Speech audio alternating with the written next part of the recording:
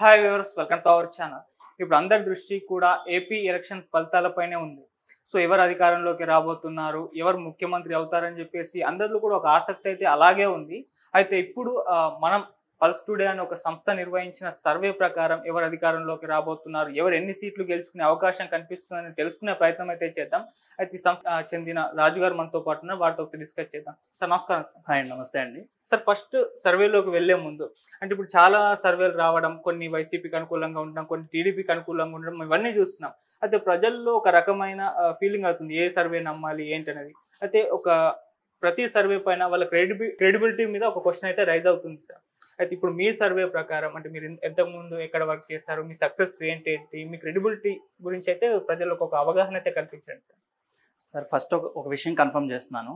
మనం ఈ ఆంధ్రప్రదేశ్ ఎన్నికల సర్వే అనేది ఏ పార్టీకి అనుకూలంగా, ఏ క్లయింట్కి అనుకూలంగా మనం చేయలేదు. మనం కొద్దిమంది ఎమ్మెల్యేస్కి మనం పనిచేయడం జరిగింది. వాళ్ళకి పనిచేసి నెక్స్ట్ మిగతా అన్ని స్థానాల్లో కూడా ఏ పార్టీ గెలవబోతుంది ఆ స్థానంలో అనేది మనం సొంతంగా స్టడీ కండక్ట్ చేయడం జరిగింది. అంతే తప్ప ఇది మనం ఎవరికి అనుకూలంగా ఇవ్వట్లేదు. అదొకటి ముందు కన్ఫర్మ్ చేస్తున్నాను. ఓకే. మనం ప్రీవియస్ అంటారా, తెలంగాణలో హుజూరాబాద్ బై ఎలక్షన్స్ కి పనిచేయడం జరిగింది. 100% ఇచ్చాం. మునుగోడు చేయడం జరిగింది, అది కూడా 100% ఇచ్చాం. అంటే జిహెచ్ఎంసి 150 డివిజన్ లో కూడా మనం సర్వే చేయడం జరిగింది. మనం గతంలో చేసిన సర్వే ఎగ్జిట్ పోల్ ఫలితాలన్నీ కూడా ఆ పోలింగ్ డే మరుసటి రోజు డేట్ తో మీరు చెక్ చేసుకున్నట్లయితే న్యూస్ పేపర్స్ లో మన రిపోర్ట్స్ అన్ని కూడా ఉంటాయి మీకు. Okay, nice sir. ఇప్పుడు సర్వేలోకి వెళ్దాం సార్. ఓకే. మరి చూస్తే శ్రీకాకుళం ఫస్ట్ ఈ పార్లమెంట్ స్థానంలో ఎన్ని అసెంబ్లీ స్థానాలు కూటమి గెలిచే అవకాశం ఉంది, వైసీపీ గెలిచే అవకాశం ఉంది సార్? మీ సంస్థ ప్రకారం ఏం చెప్తుంది సార్? మనం ఫస్ట్ ఆఫ్ ఆల్ ఏంటంటే ప్రతి అసెంబ్లీలో కూడా మోర్ దాన్ 2000 శాంపిల్స్ తీయడం జరిగింది. క్లయింట్స్ కోసం పనిచేసిన దగ్గర 7,000 శాంపిల్స్, 12,000 శాంపిల్స్, 10,000 శాంపిల్స్ అట్లా కూడా తీయడం జరిగింది అనమాట. క్లయింట్ల కోసం పని చేయని అసెంబ్లీస్ లో అక్కడ ఆ ఫలితాన్ని మనం అంచనా వేయాలి అంటే ఎన్ని శాంపిల్స్ తీయాలో ఇంచుమించుగా 2,000, 2,500 అట్లా మండల హెడ్ క్వార్టర్స్, ముఖ్యమైన లొకేషన్స్ ఎక్కడెక్కడైతే ఉంటుందో అక్కడ సర్వే చేయడం జరిగింది. మా సంస్థ ఇస్తున్న అంచనా ప్రకారంగా మొట్టమొదటిది శ్రీకాకుళం పార్లమెంట్ కింద కూటమి ఖచ్చితంగా గెలుచుకునే స్థానాలు 5 స్థానాలు ఉన్నాయి. వైఎస్ఆర్సీపీ ఖచ్చితంగా గెలుస్తుంది అసెంబ్లీ సీటు చెప్పాలి అంటే ప్రస్తుతానికి 0. హోరాహోరీ ఫైట్ లో ఉన్నవి 2 స్థానాలు ఉన్నాయి. ఒకటి శ్రీకాకుళం, 2 పాతపట్నం. ఈ 2 స్థానాల్లో హోరాహోరీ ఫైట్ ఉంది. అక్కడ వైసీపీ గెలుస్తుందా, కూటమి గెలుస్తుందా అనేది మనం June 1 ఈవినింగ్ రిపోర్ట్ లో మళ్ళీ చూద్దాం. Okay sir. అంటే ఇక్కడ 0 రావడానికి అంటే మెయిన్ రీజన్ ఏంటంటే వైసీపీ పార్టీకి మరి ఒక్క సీట్ కూడా లేకుండా, అంటే ఇక్కడ ప్రధానంగా ఏంటంటే కూటమి పొత్తు వల్ల అనేది అక్కడ కుల సమీకరణాలు కానీ, జనసేన పార్టీ నుంచి కూటమికి ఓట్ ట్రాన్స్ఫర్ అనేది కానీ సక్సెస్ఫుల్ గా జరగడం. అంటే నెక్స్ట్ ఒకటి ఏంటంటే యూత్ లో కానీ ఎంప్లాయీస్, అన్ఎడ్యుకేటెడ్, మిడిల్ క్లాసు ఇట్లాంటి ఫ్యామిలీస్ అందరూ కూడా ఈసారి కూటమికి అనుకూలంగా ఓట్ వేయడం జరిగింది. దీనికి ఏంటంటే మనకు ల్యాండ్ టైటిలింగ్ యాక్ట్ ఒకటి, మధ్యతరగతి వాళ్ళు ఏంటంటే ల్యాండ్ టైటిలింగ్ యాక్ట్ వల్ల కొద్దిగా భయాందోళనలకు గురయ్యారు. అందువల్ల వాళ్ళు కూడా అసలు జగన్ గారికి వైసీపీకి ఓటు వేయాలనుకున్న వాళ్ళు కూడా లాస్ట్ మినిట్ లో కొద్దిగా కూటమికి టర్న్ అయింది. అండ్ లబ్ధిదారులు ఎవరైతే ఉన్నారో సంక్షేమ పథకాలు వాళ్ళు అనుకున్నంత స్థాయిలో వైసీపీకి ఈసారి ఓట్ చేయలేదు మహిళలు. వాళ్ళల్లో కూడా అంటే అమ్మఒడి తీసుకుంటూ ఇళ్ల పట్టాలు తీసుకుని కూడా కూటమికి ఓటేసిన వాళ్ళు ఉన్నారు. మనం సర్వే తీసిన శాంపిల్స్ లో కూడా అది మనకు క్లియర్ గా కనిపించింది. సో అందువల్ల మెయిన్ ప్రధానంగా ఏంటంటే కూటమి, తెలుగుదేశం జనసేన కూటమి కలిసి పోటీ చేయడం వల్ల ఇక్కడ క్లియర్ గా 5 స్థానాల్లో శ్రీకాకుళం పార్లమెంట్ లో వచ్చేదానికి అవకాశం ఉంది. 2 చోట్ల హోరాహోరీ ఉంది. అక్కడ ఆ 2 వైసీపీ గెలవచ్చు లేదా 1 కూటమి గెలవచ్చు. అది నెక్స్ట్ వీడియోలో మనం చూద్దాం. Okay sir. ఇక మరి విజయనగరం సంగతి ఏంటి సార్, పరిస్థితి ఏ విధంగా ఉంది? విజయనగరం పార్లమెంట్ అండర్లో 7 స్థానాల్లో కూడా కూటమి ఖచ్చితంగా గెలిచే స్థానాలు 3, వైఎస్ఆర్సీపీ ఖచ్చితంగా గెలిచే స్థానాలు 3. ఒక్కటి హోరాహోరీ ఫైట్ ఉంది. ఆ హోరాహోరీ ఫైట్ ఎక్కడ అంటే నెల్లిమర్ల. అక్కడ జనసేన అభ్యర్థి లోకం మాధవి గారు పోటీ చేయడం జరిగింది. అక్కడ హోరాహోరీ ఫైట్ ఉంది. ఈ క్లియర్ గా 3 స్థానాలు కూటమికి, 3 స్థానాలు వైఎస్ఆర్సీపీకి గెలిచేదానికి అవకాశం ఉంది. ఇక్కడ ప్రభుత్వం మీద వైఎస్ఆర్సీపీకి ఇక్కడ ఈ 3 స్థానాల్లో మెయిన్ గా ఏంటంటే బొత్స సత్యనారాయణ గారి ప్రభావం. బొత్స సత్యనారాయణ గారి జిల్లా అవటం వల్ల చీపురుపల్లిలో ఆయన మంచి మెజార్టీతో గెలవబోతున్నారు.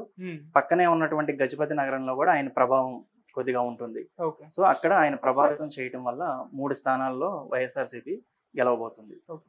ఈ ఒక్క చోట హోరాహోరీ ఉంది. అది జనసేన గెలుస్తుందా వైఎస్ఆర్సీపీ గెలుస్తుందా అనేది మనం 1వ తారీఖు రిపోర్ట్ లో చూద్దాం. ఓకే.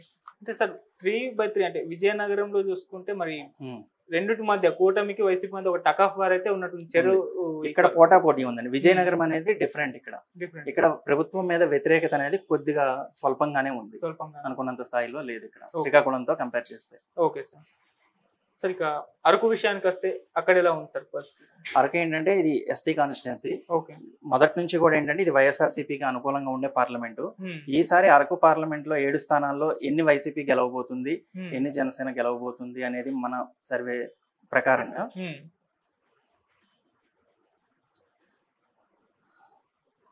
ఖచ్చితంగా అరకు పార్లమెంట్ లో కూటమి గెలుస్తుంది అనుకున్న స్థానాలు 0. వైఎస్ఆర్సీపీ ఖచ్చితంగా గెలుస్తుంది అనుకునే స్థానాలు 5. హోరాహోరీ ఫైట్ నడుస్తుంది. అక్కడ టీడీపీ గెలుస్తుందా వైఎస్ఆర్సీపీ గెలుస్తుందా అనుకుంటున్న స్థానాలు 2. అవి ఏంటంటే ఆ 2 కూడా, ఒకటి కురుపాం అసెంబ్లీలో మన పాముల పుష్పశ్రీవాణి గారు పోటీ చేస్తున్న నియోజకవర్గం. అక్కడ హోరాహోరీ ఫైట్ ఉంది. అక్కడ టీడీపీ గెలవచ్చు, వైసీపీ గెలవచ్చు, నువ్వా నేను అన్నట్లుంది. నెక్స్ట్ పాడేరు, గిడ్డి ఈశ్వరి గారికి లాస్ట్ మినిట్ లో టీడీపీ నుంచి టికెట్ ఇచ్చారు. ఆవిడ కూడా గట్టి పోటీ ఇస్తున్నారు. అక్కడ వైసీపీ గెలుస్తుందా టీడీపీ గెలుస్తుందా అనేది ఆ 2 స్థానాలు ఆల్రెడీ మనం పోస్ట్ పోల్ సర్వే చేసాం. ఆ రిపోర్ట్ జూన్ 1న చూస్తే అది ఎవరి ఖాతాలో పడుతుంది అనేది మనం నెక్స్ట్ చూద్దాం.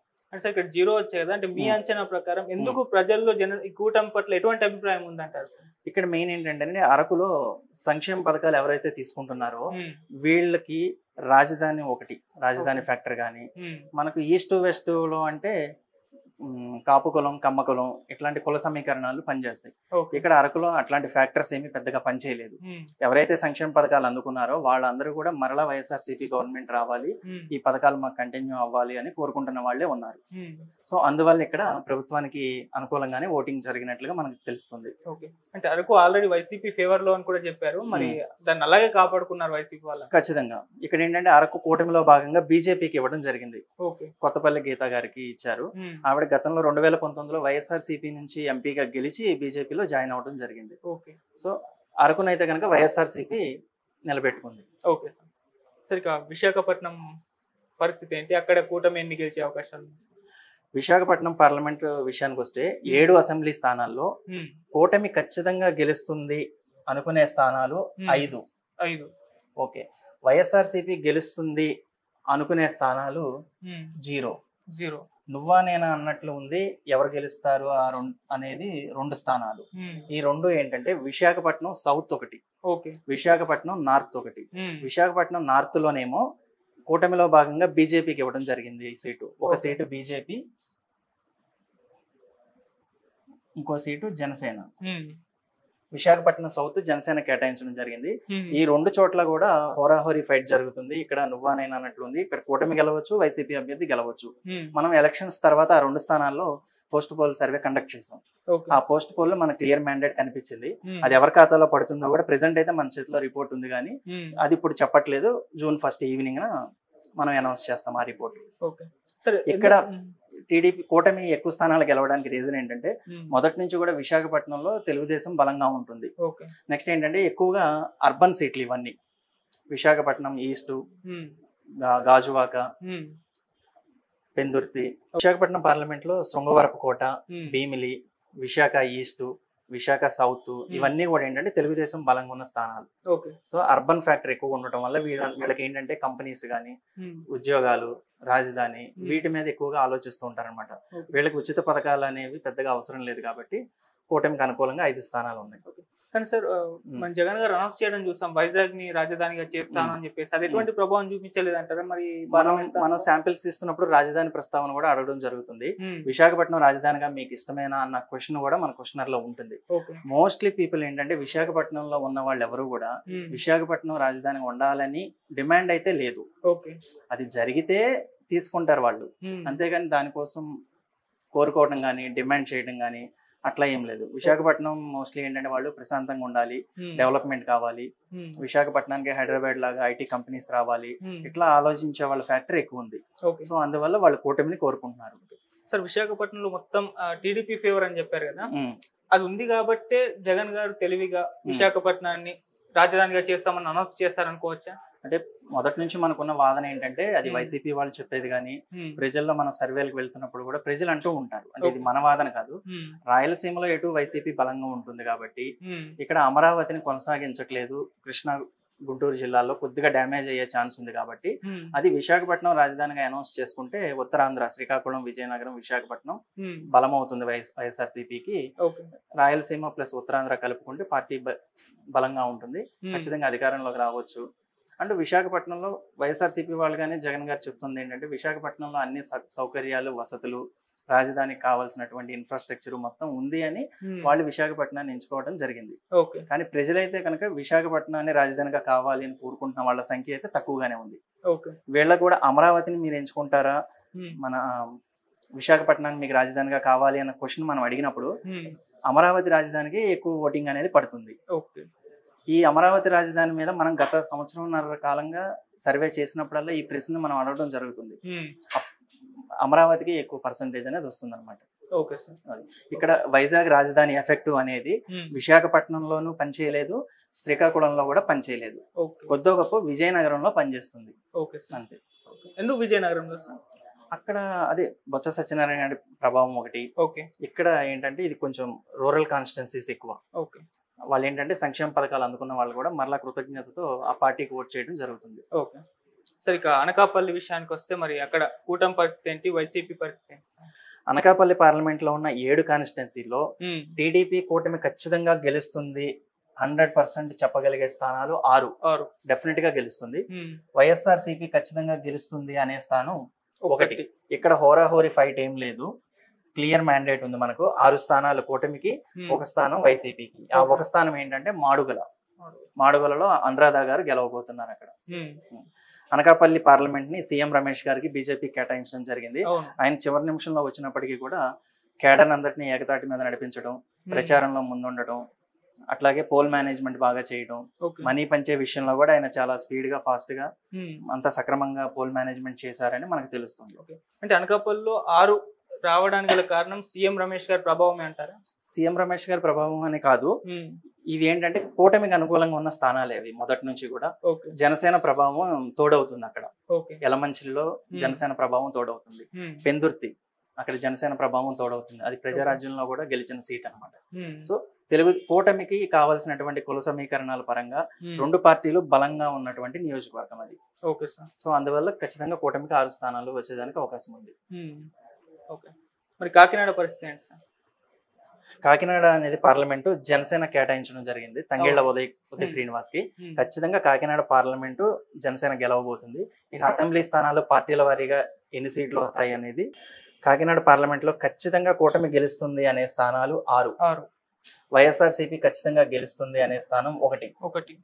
హోరాహోరీ అనేది ఏం లేదు, క్లియర్ మ్యాండేట్. కాకినాడ పార్లమెంట్ లో ఉన్న 5 అసెంబ్లీలు కూటమికి అనుకూలంగా ఉన్నాయి.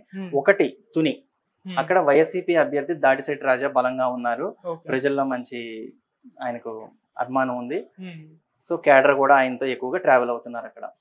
అండ్ నెక్స్ట్ కాపు కులం నుంచి కూడా యూత్ కానీ కొంచెం మిడిల్ ఏజ్ వాళ్ళు కూడా ఆయనతో ట్రావెల్ అవడం వల్ల కూటమికి అది టర్న్ అవ్వకుండా దాడిశెట్టి రాజా గారు మరలా గెలవబోతున్నారు అక్కడ. సార్ కాకినాడలో మనం చూసుకుంటే పిఠాపురం హాట్ టాపిక్ నియోజకవర్గం అయిపోయింది. పవన్ కళ్యాణ్ గారు వర్సెస్ వంగగీత గారు చూస్తున్నాం. మరి అక్కడ ఏంటి సార్ పరిస్థితి? ఓన్లీ పిఠాపురంలో స్టేట్ సర్వేతో పాటుగా మనం స్పెషల్ గా అక్కడ ఒక టీమ్ ని పెట్టి 1 వీక్ మనం పనిచేయడం జరిగింది. అక్కడ దరిదాపుగా 4840 శాంపిల్స్ తీసాం మనం, స్పెషల్ సర్వే. అది రిపోర్ట్ కూడా ఆల్రెడీ మనం ఇవ్వడం జరిగింది మీడియాకి. ఇక్కడ పవన్ కళ్యాణ్ గారు భారీ మెజారిటీతో గెలవబోతున్నారు. మన అంచనా ప్రకారంగా 54,000 పైన మెజారిటీ వస్తుంది.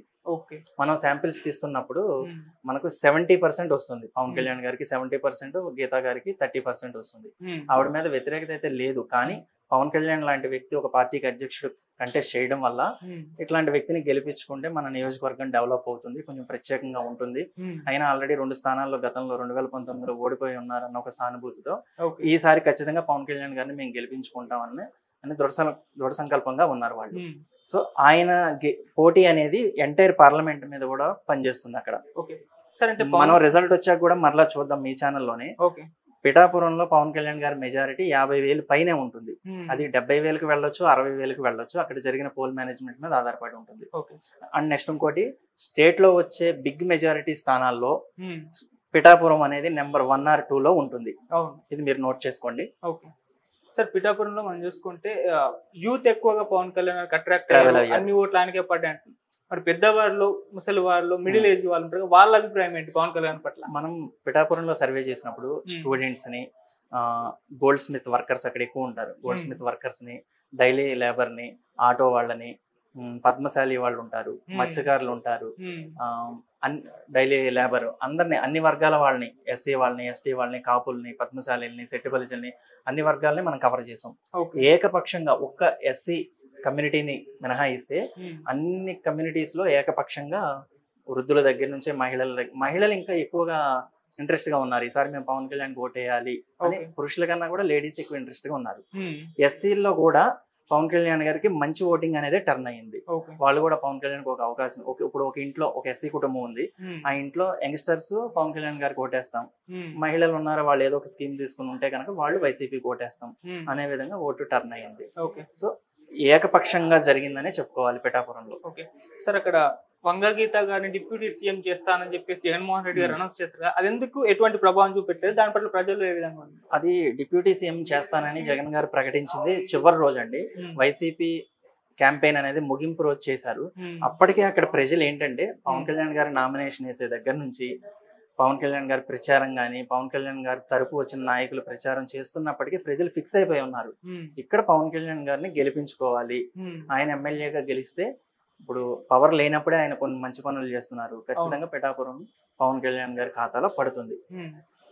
ఇంకా సీఎం గారు ఇచ్చిన డిప్యూటీ సీఎం గీత గారిని చేస్తానన్నది కూడా ఏం పని చేయలేదు, ఈసారి పని చేయదు కూడా. సార్ మామూలుగా అక్కడ గీత గారిని ఏంటంటే ఆల్రెడీ ఒకసారి ఎమ్మెల్యేగా, ఒకసారి ఎంపీగా గెలిపించారు. ఆవిడ మీద ఎలిగేషన్స్ అయితే లేవు, కానీ 2 సార్లు మీకు అవకాశం ఇచ్చాం కదా, ఈసారి పవన్ కళ్యాణ్ గారు ఎంచుకుని మన పిఠాపురం వస్తున్నారు కాబట్టి గెలిపించుకోవాలి అని చాలా గట్టిగా కోరికతో ఉన్నారు చాలా మంది అక్కడ. సార్ ఇక్కడ వర్మ గారు కూడా పవన్ కళ్యాణ్ గారికి సపోర్ట్ చేయడం చాలా ప్లస్ అయిందండి. ఆయన జెన్యూన్, ఫస్ట్ కొన్ని సందేహాలు ఉన్నాయి ప్రజల్లోనే ఉన్నాయి, పార్టీ నాయకుల్లో ఉండే గానీ రియల్ గా మేము తిరుగుతున్నప్పుడు చూసాము వర్మ గారి కోఆపరేషన్ సహకారం బాగా ఉందని మనకు జనాలే చెప్తున్నారండి. సో ఆయన మంచి మెజారిటీ సాధించడంలో వర్మ గారి పాత్ర కూడా ఉంది.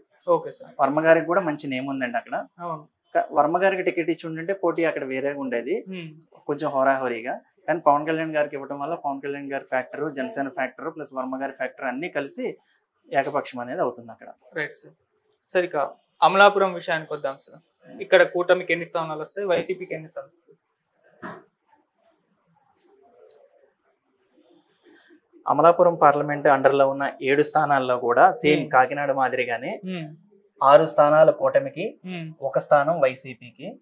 హోరాహోరీ అనేది ఏం లేదు. ఈ 1 స్థానం కూడా ఏంటంటే రామచంద్రాపురం, అక్కడ పిల్లి సుభాష్ చంద్రబోస్ గారు సీనియర్ మోస్ట్ లీడర్ కావడం వల్ల వాళ్ళ అబ్బాయికి అక్కడ టికెట్ ఇచ్చారు. పిల్లి సూర్యప్రకాష్ అతను కంటెస్ట్ చేస్తున్నారు వైసీపీ నుంచి. ఆ 1 స్థానం మాత్రం వైసీపీ ఖాతాలోకి వెళ్లే అవకాశం ఉంది. మిగతా 6 చోట్ల కూడా ఇక్కడ టీడీపీ, జనసేన ఫ్యాక్టర్ గానీ, కాపు కుల ఫ్యాక్టర్ గానీ అదంతా బాగా పనిచేస్తుంది అమలాపురం పార్లమెంట్ లో. Okay sir. సార్ రాజమండ్రి పరిస్థితి ఏంటి, అక్కడ ఎలా ఉంది? రాజమండ్రి పార్లమెంట్ అనేది పురంధేశ్వర్ గారికి బీజేపీ కేటాయించడం జరిగింది. మన సర్వే ప్రకారంగా రాజమండ్రిలో ఉన్నటువంటి 7 స్థానాల్లో సేమ్ కాకినాడ, అమలాపురం మాదిరిగానే కూటమి 6 స్థానాలు, వైసీపీ 1 స్థానం, హోరాహోరీ అనేది 0. ఈ 6 స్థానాల్లో కూడా వైసీపీకి కూటమికి హోరాహోరీ ఫైట్ నడిచింది. ఉదాహరణకి రాజానగరం, అక్కడ జక్కంపూడి రాజా గారు కూడా వెరీ స్ట్రాంగ్ గా ఉన్నారు. రాజానగరంలో బత్తుల బలరాం కృష్ణ గారికి సీట్ ఇచ్చారు, ఆయన మంచి విజయం సాధించబోతున్నారు. హోరాహోరీ ఆల్మోస్ట్ అన్ని స్థానాలు కూడా హోరాహోరీ. ఈ ఒకటి ఏంటంటే అనపర్తి స్థానాన్ని బీజేపీ కేటాయించడం జరిగింది. నల్లమిల్లి ఆయనకు టీడీపీలో టికెట్ రాకపోవడం వల్ల లాస్ట్ మినిట్ లో బీజేపీలో సీట్ ఇచ్చారు. సో అనుకున్నంత స్థాయిలో ఆయన పర్ఫార్మెన్స్ చేయలేకపోయారు. సో ఆ 1 స్థానం మాత్రం వైఎస్ఆర్సీపీకి వచ్చేదానికి ఛాన్స్ ఉంది. ఈ 6 స్థానాల్లో కూడా డెఫినెట్ గా కాకినాడ సిటీ గానీ, కాకినాడ రూరల్ గానీ, కాకినాడ రూరల్ లో మళ్ళీ బిగ్ మెజారిటీ వచ్చే స్థానాల్లో కాకినాడ రూరల్ ఒకటి. ఓకే. జనసేన నుంచి పంతో నానాజీ గారికి మంచి మెజారిటీ వస్తుంది, అక్కడ నియర్లీ 30,000 వరకు వస్తుంది. ఓకే. కాకినాడ సిటీలో కూడా ద్వారంపూడి చంద్రశేఖర్ రెడ్డి గారికి, వనమాడి వెంకటేశ్వరరావు గారికి హోరాహోరీ ఫైట్ నడిచింది. ఈ హోరాహోరీ ఫైట్ లో అక్కడ టీడీపీ విన్ అవుతుంది. ఓకే. సో రాజమండ్రిలో మనం పురంధరేశ్వర్ గారు పోటీ చేస్తున్నారు కదా, పురంధరేశ్వర్ గారు గెలిచే అవకాశాలు కనిపిస్తాయి? ఖచ్చితంగా గెలుస్తారండి, గెలుస్తారు. అక్కడ ఏంటంటే కూటమి బలం ఆవిడకి అడ్వాంటేజ్. 6 స్థానాలు టీడీపీకి అనుకూలంగా ఉన్నాయి కాబట్టి ఆవిడ ఆటోమేటిక్ గా విన్ అవుతారు. ప్లస్ ఏంటంటే ఆవిడ మీద కూడా కొంచెం అక్కడ రాజమండ్రి పరిసర ప్రాంతాల్లో మంచి అభిప్రాయం ఉంది. ఓకే. ఎన్టీ రామారావు కూతురుగా గుర్తింపు ఉంది. నెక్స్ట్ బీజేపీ అధ్యక్షురాలుగా, అంతకుముందు ఉత్తరాంధ్ర నుంచి ఆవిడ ఎంపీగా కంటెస్ట్ చేశారు కాబట్టి కొద్దిగా డెవలప్ చేశారు అన్న అభిప్రాయం కూడా ఉంది. ఓకే. సో టీడీపీ జనసేన బలంతో ఆవిడ ఈజీగా గెలవబోతున్నారు. Okay sir.